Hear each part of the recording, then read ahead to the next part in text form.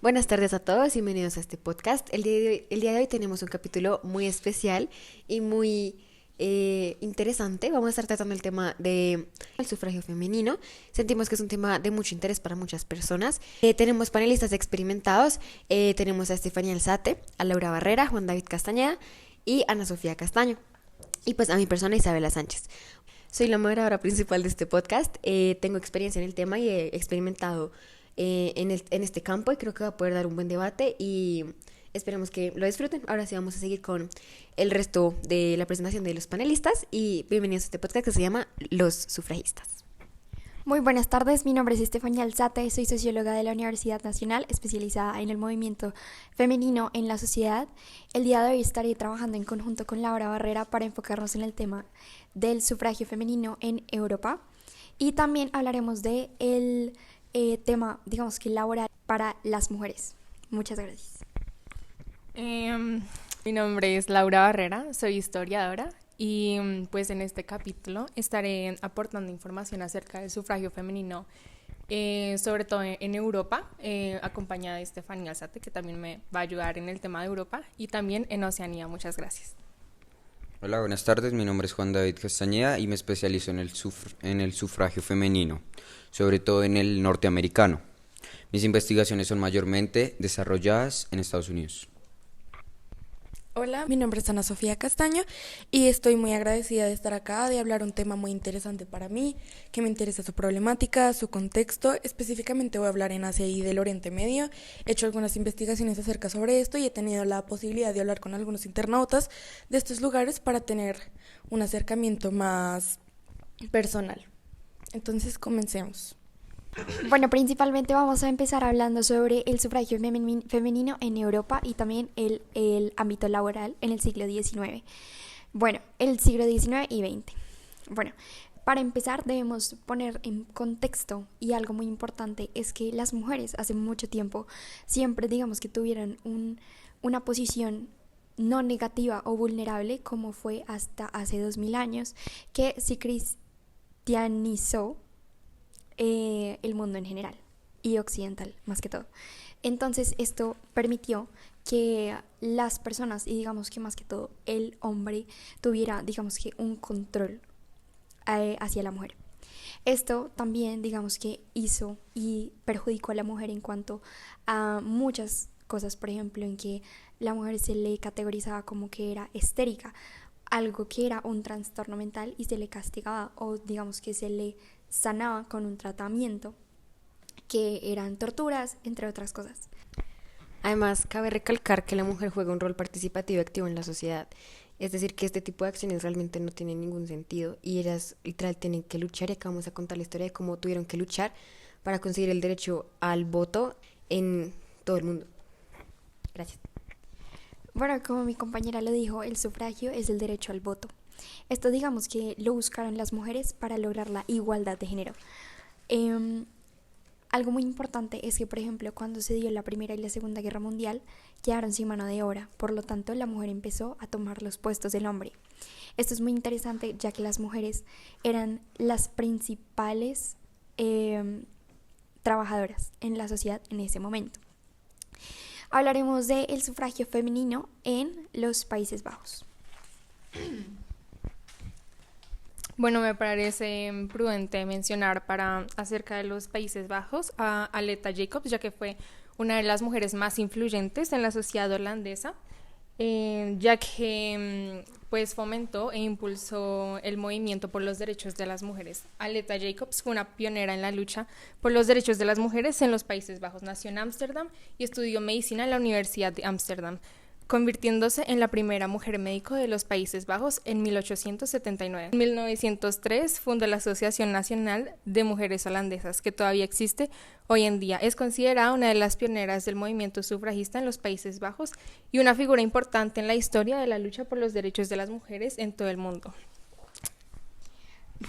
Bueno, me parece Me parece prudente resaltar algo muy importante y es que a pesar de que esto se ha dado, digamos que desde el siglo XX en adelante, en el siglo XIX también hubo un impacto bastante grande por parte de Mary Smith en 1832 que discutió en el marco de la reforma electoral británica para aprobar el derecho al voto. Bueno, también el sufragio femenino en Australia fue un proceso gradual y diverso en el que se dieron diferentes pasos en diferentes estados y territorios. En general, los primeros estados en otorgar el derecho al voto de las mujeres fueron South Australia en 1894 y Western Australia en 1899. Finalmente, en 1902, las mujeres en Australia tuvieron el derecho al voto en todas las elecciones federales, convirtiéndose en uno de los primeros países en el mundo en hacerlo. El sufragio femenino en Australia fue un hito importante en la lucha por la igualdad de género en todo el mundo y ha tenido un impacto significativo en la política y la sociedad australiana. La lucha por el derecho al voto para las mujeres fue un movimiento importante y sigue siendo un tema relevante en la política australiana. Además, en Australia el sufragio femenino ha sido un factor importante en la lucha por los derechos de otras minorías, como la comunidad aborigen y otros inmigrantes, y ha contribuido a la formación de una sociedad más diversa e inclusiva. Ahora seguiremos con Norteamérica, el sufragio en Norteamérica. Este sufragio impactó mayormente en Estados Unidos, cuando en 1920 finalmente se le concedió el voto a la mujer. Si no fue hasta que en 1848 una mujer llamada Elizabeth Cady Stanton escribió un documento llamado Declaración de Seneca Falls, donde ella y otras mujeres que impactaron denunciaban los limitados derechos que tenían las mujeres en el país y exigían el cambio por tener los mismos derechos que los hombres. Ahora, hablando un poco más de Elizabeth Cady Stanton, fue una mujer que nació el 12 de noviembre de 1815, que no tuvo el derecho a estudiar en una universidad en donde también iban los hombres. En 1840 se casó con Henry Brewster Stanton. Sí, claro. Me gustaría resaltar que en el caso de las mujeres, cuando en muchos países se les otorgaba el derecho al voto, uno de los requisitos era que fueran casadas y que pudieran como demostrar que tenían, por decir así, la estabilidad y como la salud mental, por decir así, para poder votar y elegir bien, lo cual nunca se le exigió a un hombre. Gracias. Claro que sí. Me parece también un dato importante y muy interesante, es que debido a que las mujeres se le categorizaban como personas menos sabias o con menos conocimiento, muchas de ellas se veían obligadas a no seguir el movimiento sufragista o hasta estar a la defensiva porque creían que no iban a ser lo suficientemente sabias a la hora de votar. Y muy interesante es que hoy en día la mujer es más activa a la hora de votar. Y retomando lo que está diciendo, un dato importante es que Elizabeth no se negó a dar sus votos matrimoniales, que no está de acuerdo en seguir todo lo que el esposo decía. Ahora, volviendo a la declaración de Seneca Falls, en 1848 Elizabeth Cady se conoce con Lucretia Mott, una mujer que peleó por la esclavitud, la cual lograría en 1865. Pero al terminar este gran logro, se centraría en la igualdad social y en el sufragio femenino.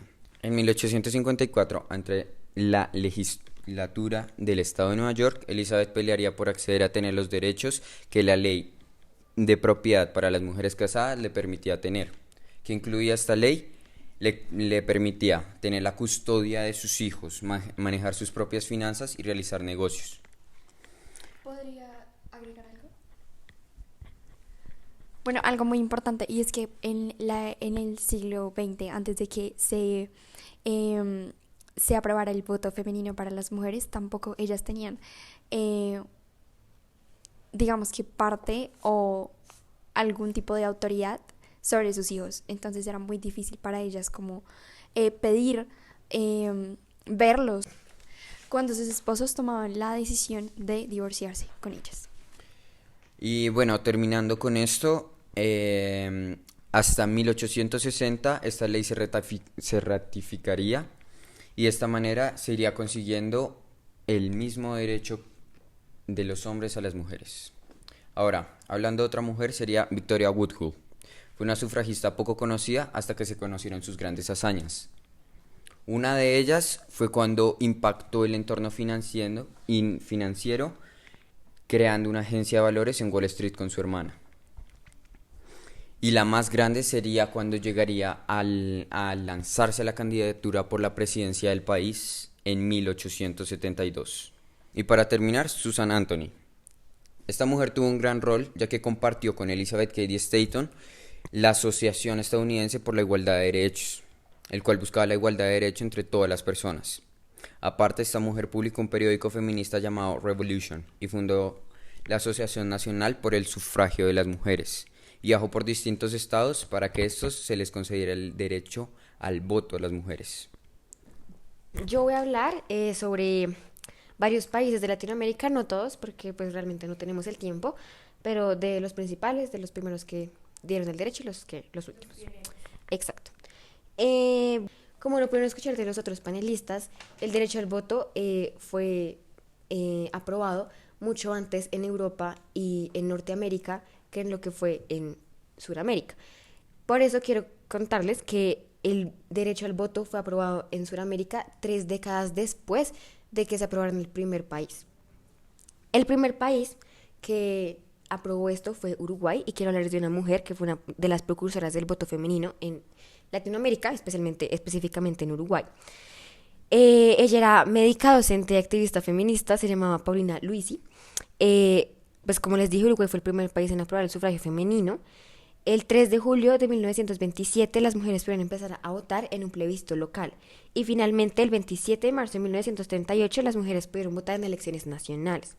Es importante recalcar que ella fue la primera mujer en graduarse en bachiller y en la carrera de medicina en la Universidad de la República, y fue la primera delegada gubernamental femenina de América Latina en la Sociedad de las Naciones Unidas y fue la precursora de la ONU. Aparte de esto, fue una de las fundadoras del Partido Socialista de Uruguay y creó los primeros sindicatos femeninos de ese país, que son llamados la Unión de Telefonistas y de Costureras. Para continuar, vamos a seguir con Brasil. La mujer se llama Berta Lutz. Ella era científica y política.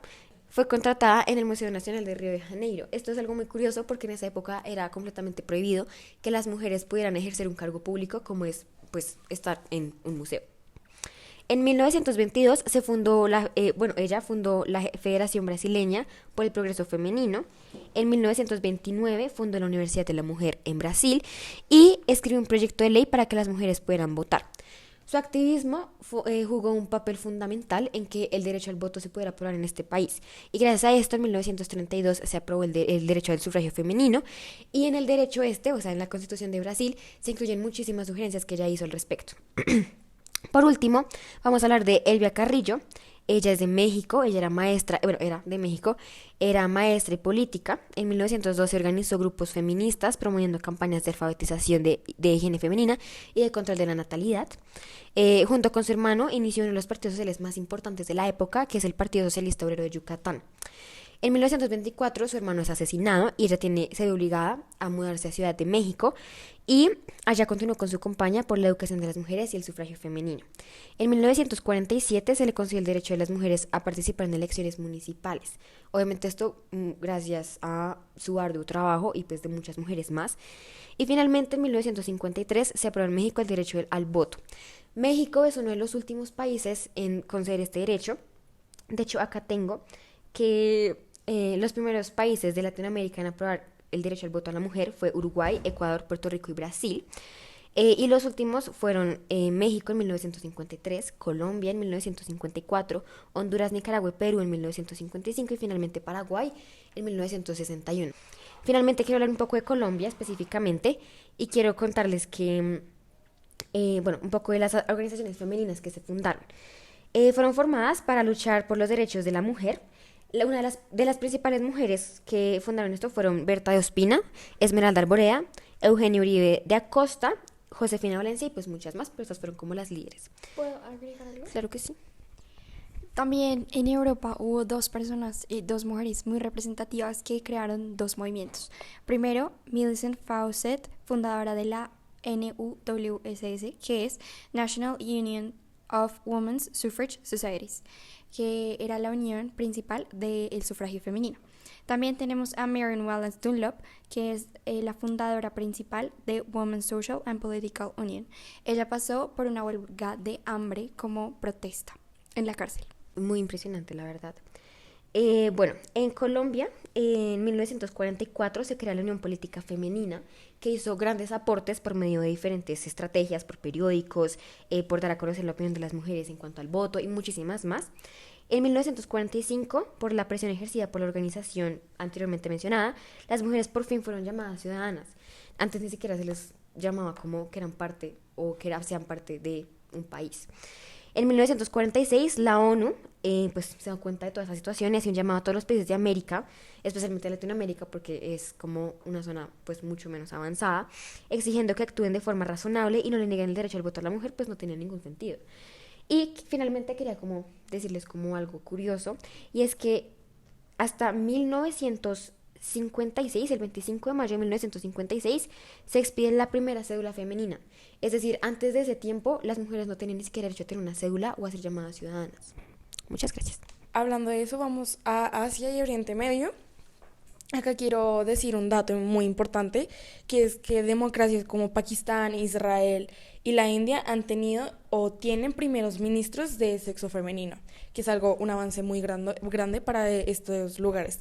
En Arabia Saudita, por ejemplo, no se garantizaba el derecho al voto hasta el 2011, y a pesar de eso aún siguen teniendo como muchísimas complicaciones y problemas al momento de expresarse y mostrar como esta acción de votar. Incluso tienen que pedirle como a un hombre o tienen que tener la autorización para poder como hablar sobre esto públicamente. En países como Armenia, Georgia, Azerbaiyán, Kirguistán implantaron el derecho del voto femenino en la década de 1910, antes que países que hoy consideramos como mucho más avanzados, como Portugal, Mónaco o Andorra. Y de hecho, mucho antes que otros países que hoy abanderan la participación ciudadana, como Suiza, que alcanzó este derecho en 1971, que es como una distancia, como un tiempo muy largo a comparación de los países de Asia. Bueno. Otros lugares como Japón, que Japón fue uno de los países de Asia que tuvo más impacto en el sufragio femenino, se remonta gracias a la democratización provocada por la restauración Meiji. Con el movimiento del sufragio femenino, adquiriendo prominencia durante el periodo de Taisho. Gracias a activistas como Hiratsuka Raicho e Ichikawa Fusae, las mujeres comenzaron a hacer presencia en charlas y en reuniones políticas en 1922. Este movimiento de estas grandes activistas se vio un poco afectado por durante y después de la Gran Depresión. Pero no fue hasta 1947 cuando entró en vigor la Constitución para el Japón de la posguerra, que estableció el sufragio femenino como ya oficial en Japón. Lastimosamente, al día de hoy, en Japón siguen teniendo algunas mujeres, como en algunas partes de Japón, siguen teniendo como dificultades al hablar de estos temas, como económicamente y políticamente. Pero pues, gracias a muchas cosas que las mujeres han hecho, han podido avanzar y hacer grandes cambios en este país. Ahora, hablando de Oriente Medio, el voto fue reconocido desde los años de 1919 hasta 1963, incluyendo muchísimos países como Azerbaiyán, Tayikistán, Turkmenistán, Turquía, Senegal, Indonesia, Pakistán, Irak y muchísimos más. Las mujeres de estos países de población musulmana consiguieron el derecho a elegir y ser elegidas antes que países europeos como Francia, Italia, Hungría, Bélgica, Rumania y otros. ¿Puedo agregar algo? Claro. Sí, esto es muy impactante, ya que, por ejemplo, en España el voto se dio hasta 1931, en Francia se dio hasta 1946, en Nueva Zelanda, sí fue el primer país que pudo, digamos, que avanzar en cuanto a esto, y fue en 1897, lo cual abarca un lapso de tiempo bastante grande. En Rusia en 1917 y en febrero de 1918 en Gran Bretaña. Eso es muy importante porque, como ya había mencionado, pues estos países de Oriente Medio la mayoría actualmente siguen muy atrasados. Una mujer, Benazir Bhutto, fue elegida 2 veces presidenta por sufragio universal en 1988 y en 1993. Y en el país con mayor población musulmana del mundo, Indonesia, las mujeres tuvieron garantizado este derecho en fecha tan temprana como 1935, haciéndolo algo muy positivo para este lugar. Lastimosamente, como mencioné, existen algunos lugares en los que este derecho aún no es legal, tales como Arabia Saudita, Emiratos Árabes Unidos, Qatar, Kuwait y muchos más. De esto quiero hablar específicamente de los derechos sobre las mujeres de Emirato Islámico de Afganistán. Quiero adentrarme un poco más que gracias a la caída de la República Afgana, la instauración del nuevo Emirato y la instauración del nuevo Emirato Islámico, los talibanes se hicieron famosos internacionalmente por su sexismo y violencia contra las mujeres, cambiando y retrocediendo todos los avances que las mujeres habían alcanzado en este país, ya que impusieron unas reglas bastante ridículas y como que prohibieron a las mujeres literalmente existir en este país, ya que ellas no pueden salir, no pueden hablar, no pueden tener como una opinión pública sin tener a un hombre a su lado, cosa que es algo muy malo porque no pueden hacer nada sin estar cerca de un hombre. Entonces siento que es algo muy triste que al día de hoy siga pasando esto. Es muy decepcionante como que la humanidad siga teniendo este tipo de actitudes. Por eso. Bueno, aquí llegamos al final de la información. Vamos a dar una conclusión, cada uno va a dar una opinión, una conclusión de lo que hemos visto. Entonces, pues sí, empecemos. Pues en conclusión, o sea, hablando de todo este tema, ya hemos adquirido como muchas ideas y juntado muchas opiniones.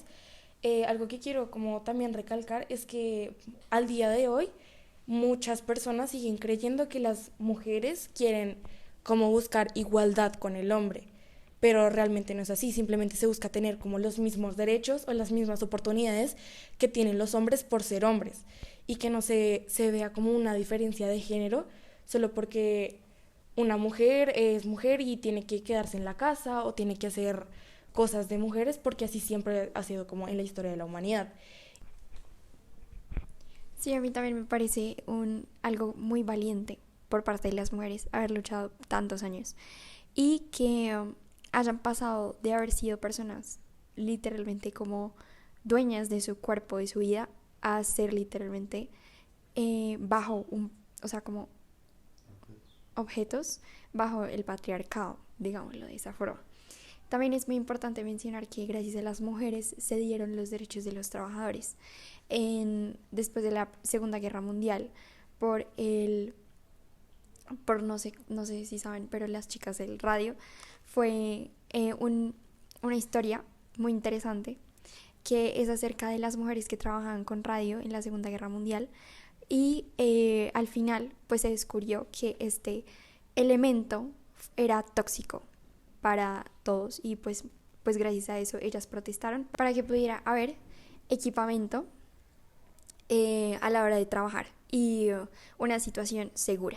Bueno, yo concluyendo, pienso que las mujeres a través de la historia han hecho un gran esfuerzo por su libertad, por ganarse cada derecho, y como dijo Ana, que las mujeres no quieren seguir los mismos pasos que los hombres, sino que quieren generar sus propias oportunidades por ellas mismas. Y tenemos varias mujeres como ejemplo de esto y que han impactado en toda la sociedad. Una de ellas podría ser Rosa Parks, como muchos conocen su historia.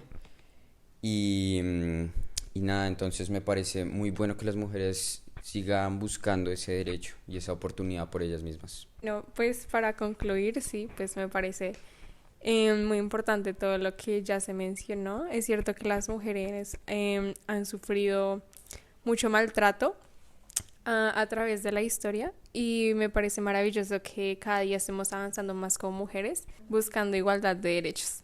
Gracias. Yo estoy de acuerdo con todas las conclusiones y opiniones que han dado los otros panelistas.